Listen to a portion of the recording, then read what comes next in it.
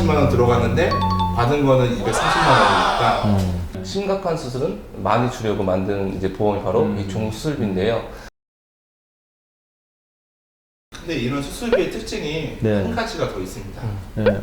이게 바로 뭐냐면 이 수술비를 어떤 질병에 한해서는 질병 걸리면 꼭 수술하는 질병들 있잖아요. 네. 이런 경우에 진단금이 부족했을 때는 이 수술비 특약으로 보완을 할 수가 있잖아요.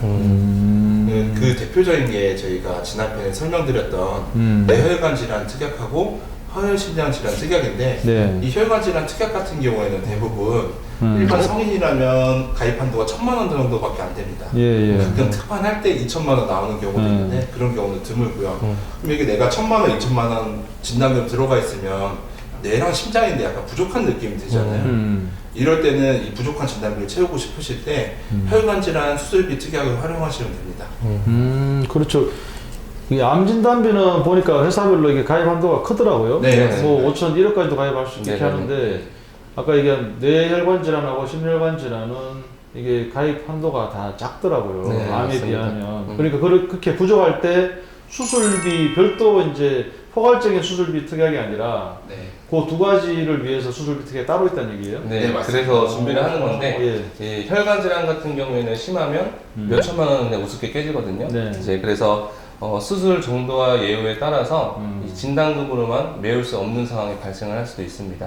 그럴 때 이렇게 진단비를 보완할 수 있는 게 바로 이 수술비 보험이라고 보시면 될 것 네. 같습니다. 설명 들어보니까 충분히 이제 그렇게 준비가 네네. 되겠네요. 네, 특히 이게 40대, 50대에 들어서다 보면 네. 고혈압이나 고지혈증 같은 질환이 많이 걸리잖아요. 네. 이런 질환이 있다 보면 결국 혈관 쪽에 문제가 생길 수도 있고요. 그래서 40, 50대라면 이 혈관 질환 쪽이 걱정이 돼서 진단금을 준비하실 때 이 혈관 질환 수술비까지 함께 준비하신다면 큰 도움이 될 거라고 생각합니다. 그렇죠. 이제 나이가 이제 들수록 좀 이렇게 취약할 수 있는 부분이 혈관 질환 네. 같은데요. 그럼 정말 이렇게 보장을 잘 준비해둬야 되는데 도움이 많이 될수록 보험료는 엄청 커질 것 같은데 네. 어떻습니까? 네, 그렇게들 생각들 많이 하시는데요. 네. 하나도 걱정하실 필요는 없는 것 같아요. 예를 들어 상해 질병 수술비랑 아까 말한 종 수술비 네. 그리고 심각한 혈관 이런 질환 수술비까지 준비하는 데 드는 보험료는 평균 한 5에서 6만 원 정도라고 생각하시면 될 것 같아요.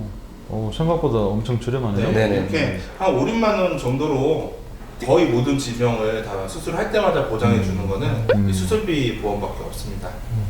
그래서 이제 저희가 앞서 소개드렸던 분도 이 담낭 절제술 같은 경우는 2종에 해당이 되거든요. 예. 2종에 해당돼서 50만 원 받으셨고 어떤 수술 하든지 이제 동일한 금액이 나오는 질병 수술비에서 30만 원 합쳐서 80만 원 받으셨거든요. 되게 유용하잖아요. 그렇죠. 근데 더 중요한 건 뭐냐면 이분이 나중에 또 다른 수술을 받게 되셔도 또 보험금이 나온다는 거죠. 지금까지 들어보니까 이 수술비는 꼭 준비를 해야 되겠네요. 네네. 반복적으로 나오고 네네. 또 굉장히 좀 포괄적으로 나오고 또 특정 아까 뭐 심각한 걸 준비하려면 별도 그것만 좀 더 이제 가입하면 되고 네네. 굉장히 아주 괜찮은 그 보장 내용 같은데 마지막으로 가입할 때 좀 그럼 유의해야 될 사항도 있을 것 같은데 어떻습니까? 네, 물론 있습니다. 이 수술비를 준비할 때는 아까 말씀드린 대로 이 종 수술비 특약을 꼭 넣어주시는 게 좋고요. 네. 그리고 보험사마다 보장하는 게 약관마다 다 다르기 때문에 이 두 가지 정도는 좀 확인을 해 주셔야 되는데요. 첫 번째는 이 반복 지급 조건인데요. 아까 말씀드린 대로 매회 지급해 주는 것도 있고 1년에 같은 질병으로는 1회만 보장해 횟수 제한. 네, 맞습니다. 같은 질병으로는 네. 1회만 예. 이렇게 이제 보장해 주는 곳이 있다 보니까 이 부분을 좀 확인을 해 주시고 두 번째는 이 질병에서 제외되는 보장이 또 뭔지 네. 좀 체크를 해 주셔야 됩니다. 그리고 또한 손해보험사 종 수술비는 이 회사마다 보장이 다른 경우가 있기 때문에 꼭 약관을 확인을 해 주셔야 됩니다. 그리고 제가 마지막으로 말씀드리고 싶은 거는 네. 좋은 보험 같은 거 많잖아요. 제가 소개드린 거. 예, 예. 근데 이런 거 가입하시기 전에 일단은 아프시기 전에 그리고 병원에 가시기 전에 이런 좋은 보험들을 준비해 놓으셔야 된다는 거예요. 이게 왜냐하면 저희는 간단하게 생각할 수 있는 치료나 간단한 질병 같은 거를 여러 번 치료를 받으시면 보험을 준비하려고 하실 때 약간 어려워질 수도 있고 힘들게 가입을 하더라도 해당 질병이나 해당 치료받은 부위는 보장이 안 되는 경우가 있거든요. 그런 경우도 있는 모양이네요. 네. 저희가 일반적으로 많이 하는 게 도수 치료나 물리 치료 많이 그렇지. 받으시잖아요. 예, 예. 근데 도수 치료나 물리 치료를 자주 여러 번 받으셨다면 가장 중요한 실손도 가입이 힘들 수가 있고요. 저희가 오늘 소개해드렸던 수술 특약도 가입이 거절되는 경우가 있습니다. 어렵게 수술 특약을 가입을 하더라도 물리 치료 받은 부위, 뭐 척추나 경추 이런 쪽 같은 경우는 보장이 안 되는 경우가 있습니다. 그러면 가입할 때 어떻게 해야 되나? 숨기고 가입해야 되나? 사회자님이랑 저 같은 경우에는 치료 좀 받았을 것 같은데 받았나요? 저 한 번도 받은 적 없습니다. 저도 한 목이 번도 안 좀 받았습니다. 탄탄해 보여서 저도 말씀. 목이 좀 두꺼워 네, 보여서. 그렇습니다. 저도 목을 좀 키워야 되겠네요. 네. 아니 그러면 질병이 이렇게 중간에 생겨버리면 가입하기가 힘들다 이런 말씀이잖아요. 네, 맞습니다. 근데 이제 간혹 이런 사람도 생길 것 같아. 원래 계약할 때 보면 그 내용들 있잖아요. 네. 그게 이제 과거 질병 묻고 할 때 네. 없다라고 숨기고 가입하는 경우도 있지 않습니까? 네, 맞습니다. 그렇게 되면 어떻게 돼요? 근데 절대 안 됩니다. 이 보험사에서는 보험 가입 전에 이제 알릴 의무사항을 작성을 해야 되는데 만약에 거짓말로 해서 보험을 가입했다라고 하면 여기에 보시면 이렇게 적혀져 있습니다. 사실대로 알리지 않으면 보험에 거절될 수 있고 네, 그렇죠. 나중에 내가 보험료를 계속 내잖아요. 일방적으로 보험을 해지할 수 있고 최악의 경우에는 내가 냈던 보험료를 지급을 해주지 않을 수도 있습니다.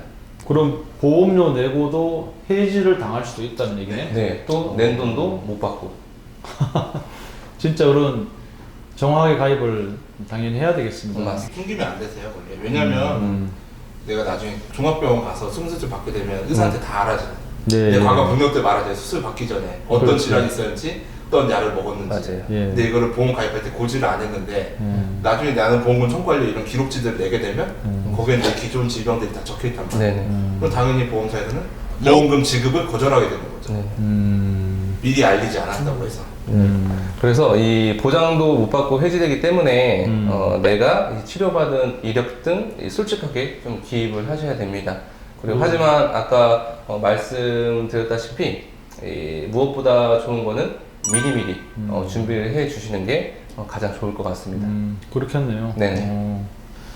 자, 이제 시청자분들은 가입돼 있으신 보험을 한번 좀 꼼꼼하게 한번 보시고 정말 보험에 이게 내 보장에 수술비가 준비되어 있는지 아까 장점은 충분히 이제 들으셔서 이해하실 텐데 정말 괜찮은 이제 보장이 수술비 이제 특약 같고요. 네. 그리고 이제 아까 강조하셨듯이 아프기 전에 미리미리 준비를 하셔야 된다. 이 말씀 좀 이제 드리고 싶습니다. 계속 유익한 정보를 받아보길 원하시는 분들은 구독, 좋아요 꼭 좀 부탁드립니다. 오늘도 탄탄한 보험 팁을 전해주신 두 분 셰프님께 진심으로 감사드립니다. 감사합니다. 감사합니다. 감사합니다.